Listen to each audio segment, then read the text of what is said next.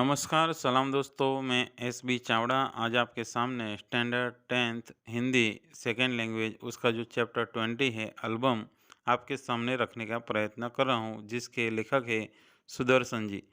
दोस्तों, मेरी आपसे एक रिक्वेस्ट है, गुजारिश है कि अगर आपने मेरे इस चैनल को सब्सक्राइब ना किया हो तो ज़रूर से कर देना।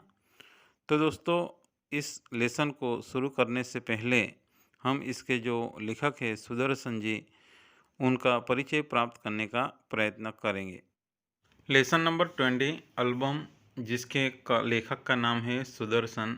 उनका जन्म सन 1896 ईस्वी और निधन सन 1976 ईस्वी में हुआ था।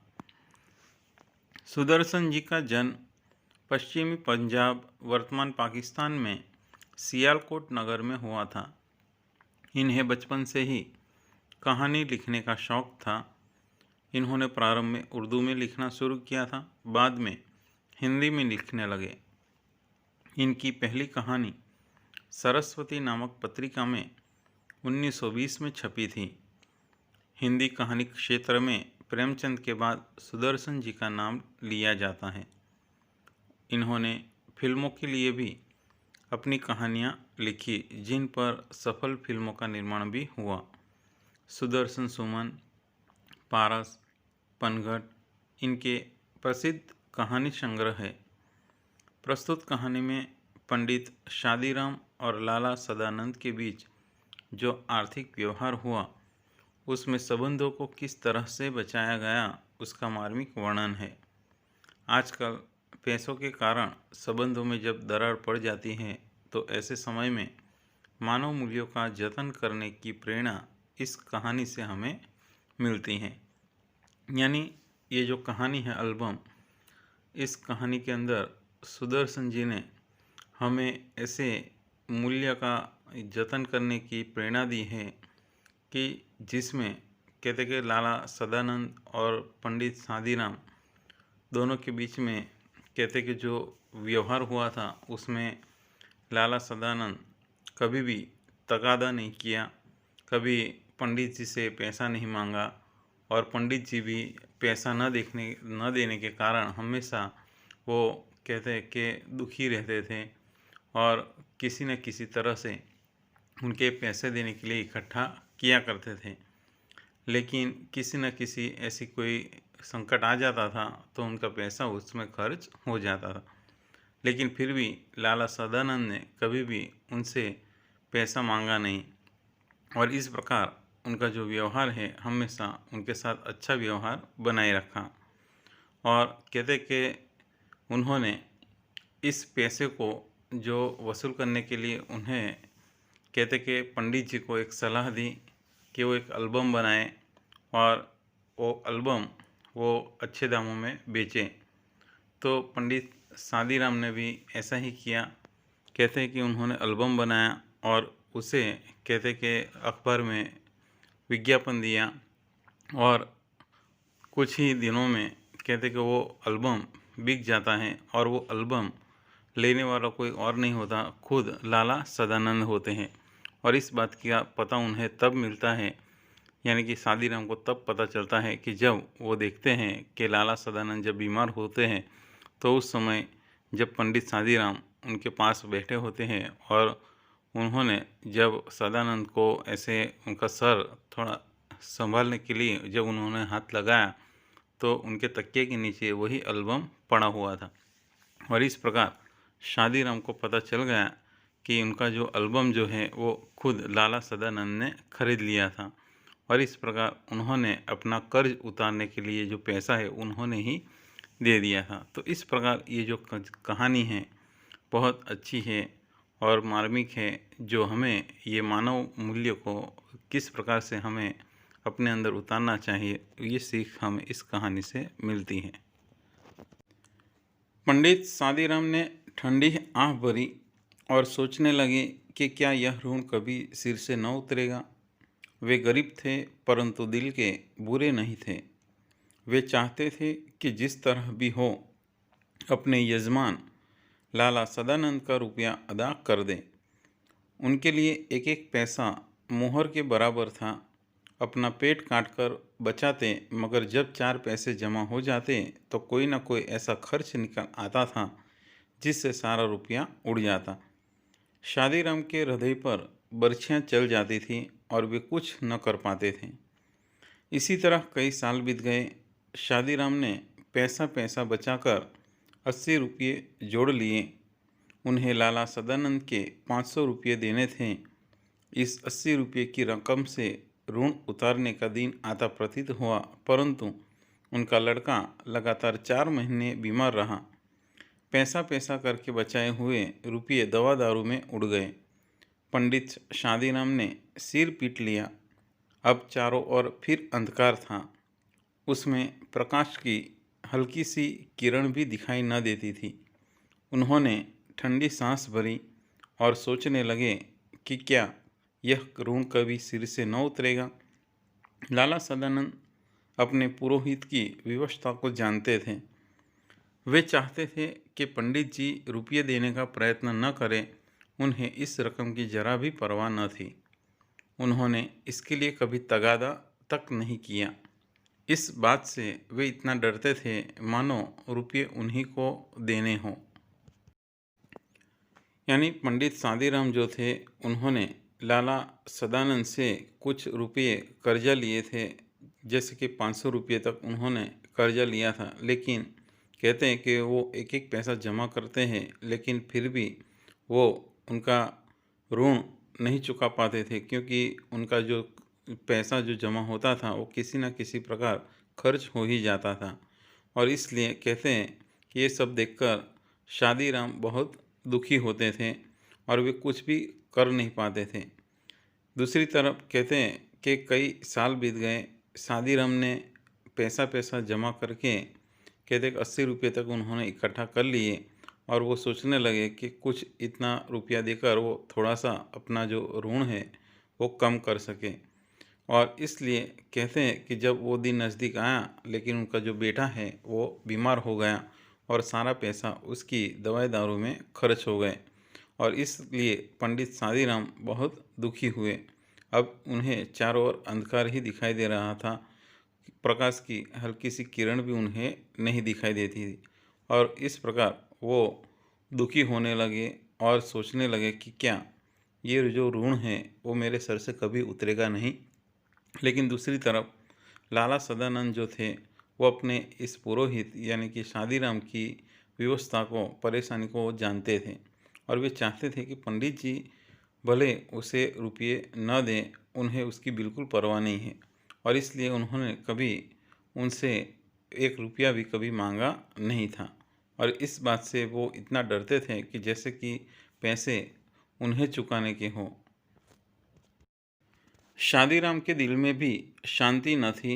वे सोचा करते कि ये कैसे भले मानस हैं जो अपनी रकम के बारे में मुझसे बात तक नहीं करते। खैर, ये कुछ नहीं कहते सो तो ठीक है, परंतु इसका तात्पर्य यह थोड़े ही है कि मैं भी निश्चिंत हो जाऊं। मेरी तरफ इनका रुपया निकलता है, मुझे देना ही चाहिए। उनमें लाला सदानंद के सामने सिर उठाने का साहस न था। यदि लाला सदानंद ऐसी सज्जनता न दिखलाते और शादीराम से बार बार अपने पैसे मांगते, तब शायद उनके दिल को ऐसा कष्ट न होता। हम अत्याचार का सामना सिर उठाकर कर सकते हैं, परंतु बलमनसी के सामने आंखें नहीं उठती। एक दिन लाला सदानंद किसी काम से पंडित शादीराम के घर गए। वहाँ उनकी अलमारी में कई सौ बंगला, हिंदी और अंग्रेजी की मासिक पत्रिकाएं देखकर बोले कि ये क्या है पंडित जी। पंडित शादीराम ने उत्तर दिया कि पुरानी पत्रिकाएं हैं। बड़े भाई को पढ़ने का शौक़ था, वही ये पत्रिकाएं मंगवाते थे। वे जब जीवित थे तो किसी को हाथ न लगाते देते थे। अब इन्हें कीड़े खा रहे हैं, कोई पूछता भी नहीं। रद्दी में क्यों नहीं बेचते थे? इनमें चित्र है। जब कभी बच्चे रोने लगते हैं तो एक आध निकाल कर दे देता हूँ, इससे उनके आंसू थम जाते हैं, इसलिए रद्दी में नहीं बेचता। लाला सदानंद ने आगे बढ़कर कहा कि 2-4 पत्रिका दिखाइए तो जरा देखे इनमें कैसे चित्र हैं। शादीराम के दिल में बिल्कुल शांति नहीं थी, क्योंकि वो ये सोचते थे कि भी ये लाला सदानंद जो थे वो कितने भले इंसान हैं, और कभी कहते कि मुझसे अपना रुपया मांगते नहीं, और मुझसे एक बात भी नहीं की। कहते हैं कि वो भले मुझे कुछ भी ना कहें, लेकिन मुझे तो मेरी तरफ उनका रुपया जो निकलता है वो मुझे देना ही चाहिए। कहते कि इसीलिए उन्हें, कहते कि उनमें लाला सदानंद के सामने सिर उठाने का साहस भी नहीं था, क्योंकि लाला सदानंद ने ऐसी सज्जनता दिखलाई कि कहते हैं कि अगर वो बार बार रुपये मांगते तो उतना उनको, उनके दिल को कष्ट नहीं होता जितना वो न मांगने पर होता है। कहते हैं कि हम अत्याचार का सामना सिर उठाकर कर सकते हैं, लेकिन अगर कोई हमारे सामने भलाई करता है तो हमारी आंखें उसके सामने झुक जाती हैं। और इस प्रकार कहते हैं कि एक दिन लाला सदानंद किसी काम से पंडित जी शादीराम के घर पर गए थे। वहाँ उनकी अलमारी में कई बंगला, हिंदी और अंग्रेजी की मासिक पत्रिकाएं पड़ी थी, जिसे देखकर उन्होंने कहा कि ये क्या है पंडित जी। तो उन्होंने कहा कि ये पुरानी पत्रिका है और मेरे बड़े भाई को पढ़ने का शौक़ था, इसीलिए वो ये पत्रिकाएं मंगवाते थे, और जब तक वो जीवित थे कहते कि किसी को हाथ लगाने देते नहीं थे। लेकिन अब इसे कोई पूछता नहीं है, इसे कीड़े खा रहे हैं। तो ये सुनकर लाला सदानंद ने कहा कि इन्हें रद्दी में बेचते क्यों नहीं। तो वो कहते हैं कि भाई इनमें बहुत से चित्र हैं, जब कभी बच्चे रोते हैं तो एक आध निकाल कर जब दे देता हूँ तो वो खुश हो जाते हैं, उनके आंसू थम जाते हैं, इसीलिए मैंने उसे बेचा नहीं। तो लाला सदानंद ने आगे बढ़कर कहा कि लाओ तो मुझे दो चार पत्रिकाएं दिखाओ, जरा देखें कि इनमें ऐसे कैसे चित्र हैं। पंडित शादीराम ने कुछ पत्रिकाएं दिखाई। हर एक पत्रिका में कई सुंदर और रंगीन चित्र थे। लाला सदानंद कुछ देर तक उलट पलट कर देखते रहे। सहसा उनके मन में एक विचार उठा।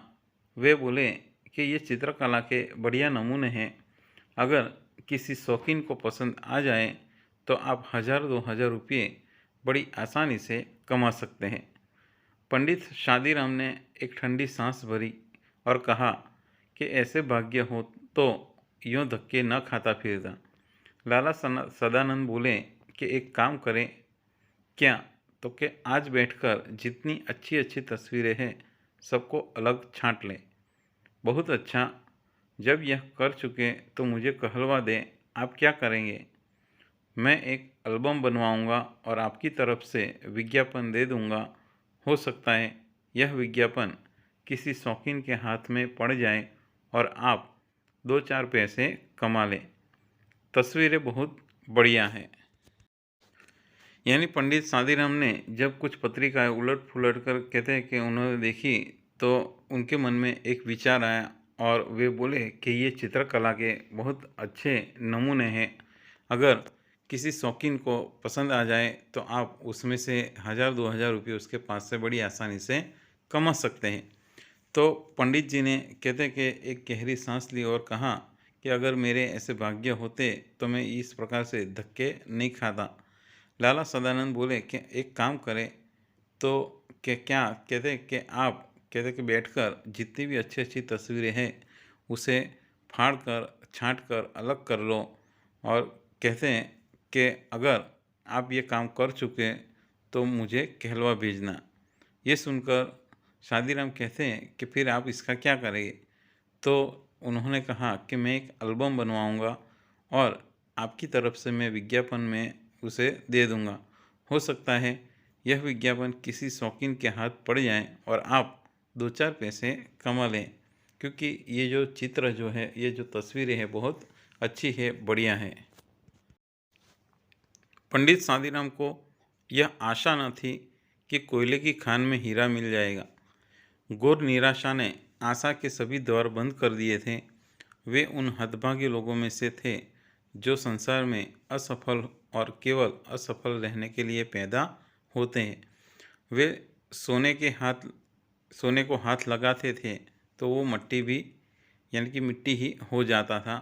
वे सीधी बात भी करते तो उल्टी पड़ती थी। उनको पक्का विश्वास था कि यह प्रयत्न भी सफल न होगा, परंतु लाला सदानंद के कहने पर कहते कि दिन भर बैठकर तस्वीरें छांटते रहे। न उनके मन में लगन थी, न उनके हृदय में चाव था, न उनके सीने में उमंग था। और किंतु लाला सदानंद की बात को टाल न सके। शाम को देखा तो 200 बढ़िया चित्र जमा हो गए। उस समय वे उन्हें देखकर स्वयं उछल पड़े। उनके मुख पर आनंद की आभा नाचने लगी। वे उन चित्रों की ओर इस तरह देखते मानो उनमें से हर एक 10-10 के नोट हो। बच्चों के उधर देखने तक न देते थे। वे सफलता के विचार से ही प्रसन्न हो रहे थे। यद्यपि आशा कोसों दूर थी, लाला सदानंद की दी हुई आशा उनके मस्तिष्क में निश्चय का रूप धारण कर चुकी थी। वे खुशी से झूमने लगे।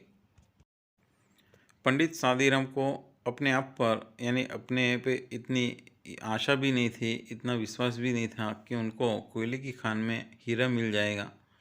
यानी कि घोर निराशा ने कहते कि उनकी आशा के सारे दरवाजे बंद कर दिए थे।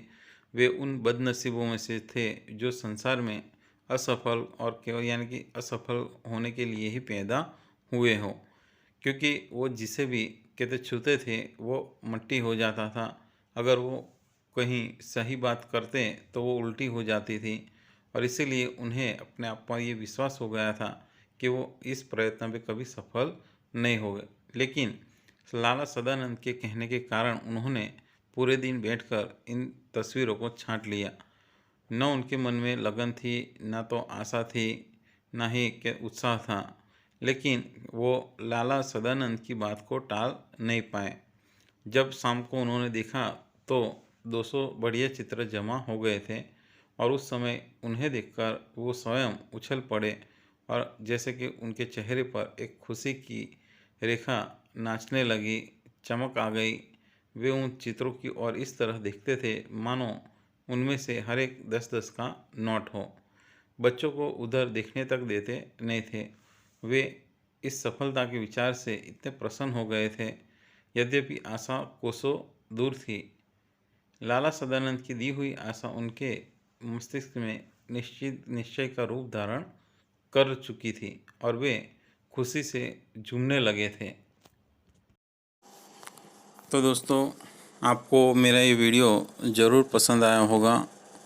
दोस्तों, मेरी आपसे एक रिक्वेस्ट है कि अगर मेरे इस चैनल को अभी भी सब्सक्राइब न किया हो तो ज़रूर से कर देना। तो दोस्तों, मैं अगला वीडियो ज़रूर आपके सामने लेकर उपस्थित होऊंगा। तब तक के लिए धन्यवाद, आभार, थैंक्स।